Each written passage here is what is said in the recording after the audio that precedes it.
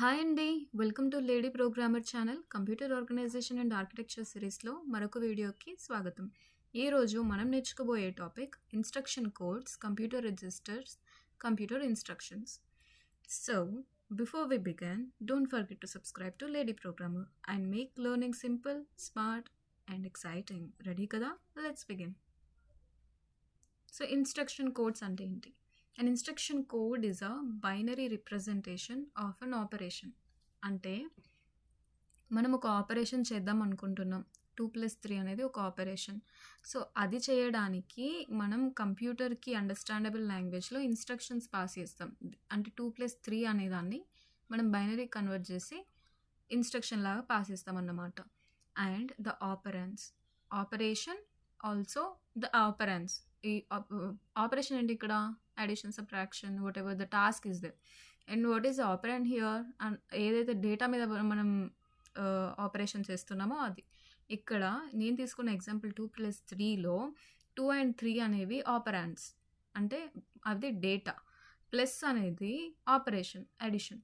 So it tells the computer that operation to be perform and where to find the data. So purpose, instruction codes form the basis of all the computer operations. They allow the CPU to. So ఈ instruction code అనేది అంటే instruction కోడ్లో ఏమేం parts ఉన్నాయి, so అవి దేనికి use అవుతాయి? Identify the type of the operation. So అది అడిషనా, మూవ్ చేయడానికా, జంపా ఆర్ ఎక్సెట్రా. సో ఆపరేషన్ ఏంటి? And locate the operand. For example 2+3 అనేది మనం డేటా ఇస్తున్నాం డైరెక్ట్గా. మేబీ ఇఫ్ మనం సి ప్రోగ్రామింగ్ చూసుకుంటే maybe we can do it using a pointer also. So pointer అంటే ఏంటి? అడ్రస్తో కూడా మనం అడిషన్ చేయడానికి ట్రై చేయొచ్చు. So in that case will be giving the address and execute the instruction correctly. So next ఏంటి? Data ఉంది, ఆపరేషన్ తెలుసు, so we should execute it, right? Instruction format ఇలా ఉంటుంది అనమాట. ఇదంతా ఒక ఇన్స్ట్రక్షన్, మెషిన్ ఇన్స్ట్రక్షన్ అయితే దాంట్లో 3 పార్ట్స్ ఉంటాయి. ఫస్ట్ వచ్చేసి address mode and op code and operand. ఇందులో ఆప్ కోడ్ అంటే ఏంటంటే specify the operation to be performed. ఈ ఆప్ కోడ్ అనేది అడిషనా, సబ్ట్రాక్షనా, లేదంటే మూవ్ ఆర్ లోడ్, అది ఏ ఆపరేషన్ అనే దాన్ని స్పెసిఫై చేస్తుంది. ఇక్కడ అడ్రస్ ఆర్ ఆపరాండ్ ఫీల్డ్, ఈ ఆపరెంట్ ఫీల్డ్ కానీ అడ్రస్ ఫీల్డ్ కానీ specifies the data or the memory location involved in the operation. So ఆపరాండ్లనేమో మనకి ఏ డేటా మీద ఆపరేషన్ చేయాలనేది ఉంటే, అడ్రస్సింగ్ మోడ్ మీదనేమో ఏ టైప్ ఆఫ్ అడ్రస్సింగ్. ఇఫ్ ఒకవేళ ఆపరాండ్ ప్లేస్లో మనకి డైరెక్ట్ డేటా ఉంటే పర్లేదు, ఆ డేటాకి తగ్గట్టు ఇక్కడ ఉంటుంది. డైరెక్ట్ అంటే ఇక్కడ ఉంది డేటా అని, లేదంటే ఇండైరెక్ట్ అంటే ఇక్కడ అడ్రస్ ఇచ్చున్నారు, సో ఆ అడ్రస్కి మనం డేటాను రిట్రైవ్ చేసుకోవాలని అర్థం. నెక్స్ట్ ఎగ్జాంపుల్లో చూసుకుంటే ఇదొక ఇన్స్ట్రక్షన్ సెట్. ఇందాక మనం చూసినాం కదా, దాంట్లో ఎన్ని పార్ట్స్ ఉన్నాయి? 3 పార్ట్స్ ఉన్నాయి. సేమ్ ఇక్కడ చూస్తే ఈ 2 పార్ట్స్ ఏంటంటే, ఇదేమో ఆప్ కోడ్, ఇంకా ఇదేమో అడ్రస్, మెమరీ లొకేషన్. ఇదంతా అడ్రస్ అనమాట. ఇదేమో అడ్రసింగ్ మోడ్, అది ఏ అడ్రస్ మోడ్, డైరెక్టా ఇండైరెక్టా. ఈ సెకండ్ పార్ట్ ఏదైతే ఉందో అది మనకేంటి? ఆప్ కోడ్, ఏ టైప్ ఆఫ్ ఆపరేషన్ అని. ఇదంతా మనకేంటి? ఇది మనకి డేటా ఆర్ అడ్రస్ ఏదైనా అయి ఉండొచ్చు. So this means add the value stored at the memory address 1067 to the accumulator. So అక్యుములేటర్లో ఏముంటుంది? అక్యుములేటర్లో మనకు అక్యుములేటర్లో టెంపరీ డేటా ఉంటుంది కదా.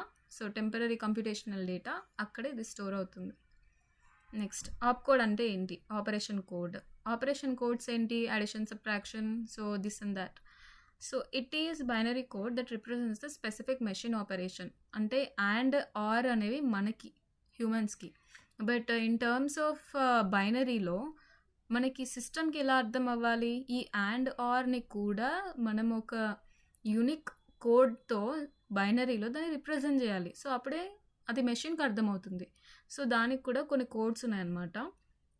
ఆపరేషన్ అండ్ అయితే 000 అని, యాడ్ అయితే 001 అని.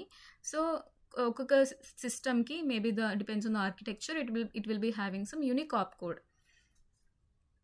సో ఇది చూస్తే మీకు అర్థమవుతుంది. Add, and, load, store, branch and save the return and also increment and skip if 0. So వీటి గురించి డీటెయిల్డ్గా మనకి నెక్స్ట్ చాప్టర్లో తెలుస్తుంది. బట్ ఫర్ నౌ ప్రతి ఆపరేషన్కి ఆప్ కోడ్కి ఒక కరెస్పాండింగ్ కోడ్ అనేది ఉంటుంది అన్నమాట ఈ బైనరీలో. ఇందాక చెప్పినాం కదా, ఇక్కడ ఈ ప్లేస్లో మేబీ డేటా ఉండొచ్చు, లేదంటే అడ్రస్ ఉండొచ్చు. ఇప్పుడు అడ్రస్ ఉంది అంటే అది డైరెక్ట్ అడ్రస్సింగా ఇండైరెక్ట్ అడ్రస్సింగా తెలుసుకోవాలి. డైరెక్ట్ అడ్రస్సింగ్ అంటే అడ్రస్ ఇస్ గివెన్ డైరెక్ట్లీ, ఈ అడ్రస్కి వెళ్తే నీకు డేటా దొరుకుతుంది. సో i=1 అని పెట్టారంటే దాని అర్థం ఇండైరెక్ట్ అడ్రస్సింగ్. సో ఇండైరెక్ట్ అంటే ఏంటి? Address is stored in another memory location. So ఈ లొకేషన్కి వెళ్తే నీకు ఆ లొకేషన్లో అడ్రస్ దొరుకుతుంది. దేని అడ్రస్? డేటా అడ్రస్ దొరుకుతుంది. So it's indirect. ఇది చూసుకుంటే పాయింటర్, ఇదేమో pointer to point. If you know C programming, if you are aware of the pointers, then maybe you will get it with this example. If you assume it as a pointer, say where pointer stores the address of the variable, so ఇక్కడ pointers suit అవుతుంది ఎగ్జాంపుల్కి.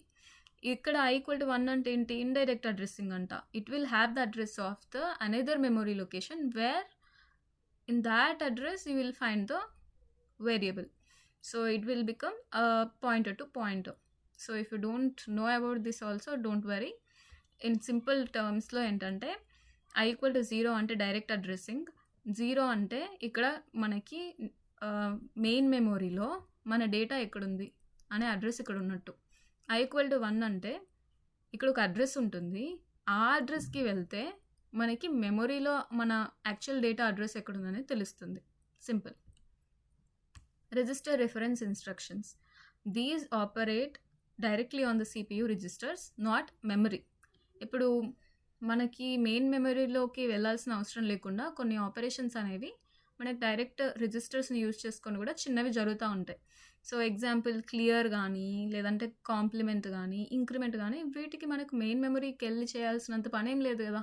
So అలాంటి సిచ్యువేషన్స్లో ఇక్కడ 111 ఉంటుంది, and ఇక్కడ control bits అంటే register related address ఉంటుందన్నమాట.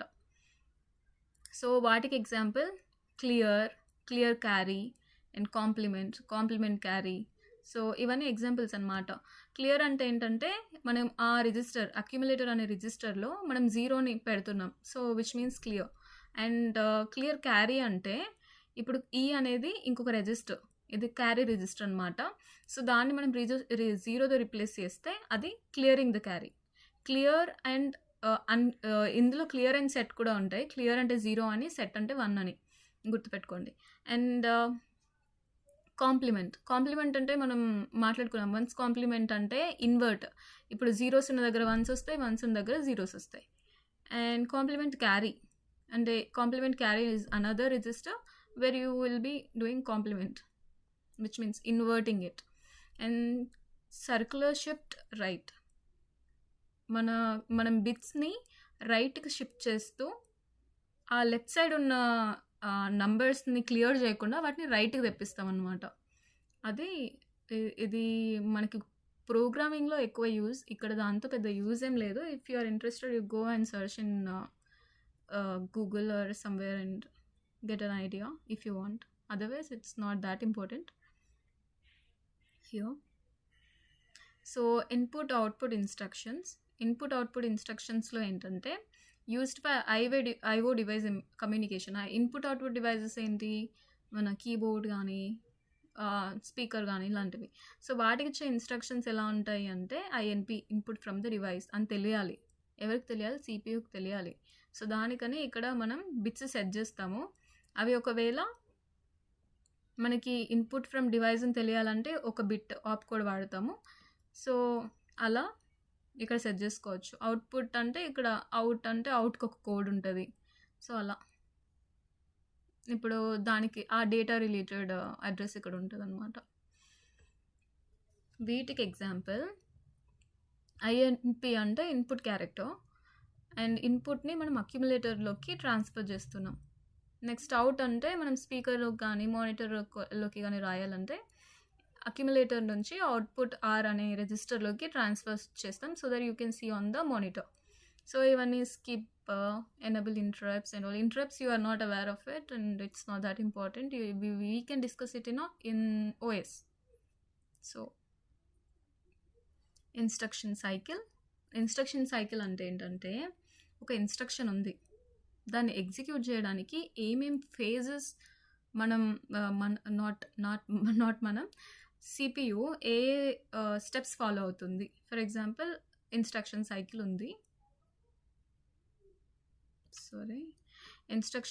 ఉంది, సో దానికి ఫస్ట్ అది ఫెచ్ చేయాలి. ఎక్కడి నుంచి?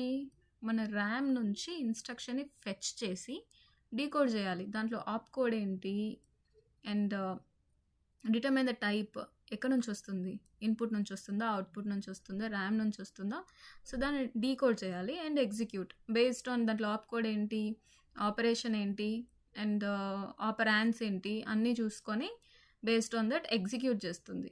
సో ఒకవేళ మనకు వచ్చిన ఇన్స్ట్రక్షన్ ఇంటరప్ట్ రిలేటెడ్ అంటే చిన్న వేగ్ ఐడియా ఇస్తాను. ఇంటరప్ట్ అంటే ఏంటంటే ఫర్ ఎగ్జాంపుల్ ఆల్రెడీ ఒక ప్రోగ్రామ్ రన్ అవుతుంది బట్ యూజర్ ఏదో ఇన్పుట్ ఇచ్చున్నారు, లేదంటే ఏదైనా ఇంకా హై ప్రియారిటీ టాస్క్ వచ్చింది. సో అప్పుడు ఏంటంటే సిపియు ఎప్పుడైనా ఇది ఒక మల్టీ టాస్క్ చేసే సిపియు అయినా కానీ ఎట్ ఎ టైం ఒకటే పని చేస్తుంది అది.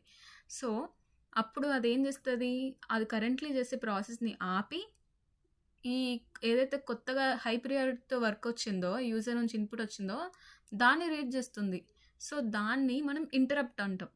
సిపియుని ఇంటరప్ట్ చేసి, సిపియు చేసే వర్క్ని ఇంటరప్ట్ చేసి హై ప్రియారిటీ వర్క్ చేయడాన్ని ఇంటరప్ట్ అంటాం అనమాట. So based on if it is that kind of instruction, interrupt instruction అయితే మనం అది చేస్తాం, లేదంటే ఎగ్జిక్యూట్ చేస్తాము దిస్ ఇన్స్ట్రక్షన్ని. సో ఇవే 3 స్టెప్స్ ఉంటాయి దీంట్లో. నార్మల్గా ఫెచ్, డీకోడ్, ఎగ్జిక్యూటే మనం మోస్ట్లీ యూజ్ చేస్తూ ఉంటాము ప్రోగ్రామ్స్ ఎగ్జిక్యూట్ చేయడానికి. బట్ ఇఫ్ ఇన్ కేస్ ఒక ప్రియారిటీ టాస్క్ వచ్చింది, ఇన్ కేస్ ఏదన్నా ఇన్పుట్ ఉంది యూజర్ నుంచి, అట్లాంటి కేసులో ఇంటరప్ట్ వాడుతూ ఉంటాము.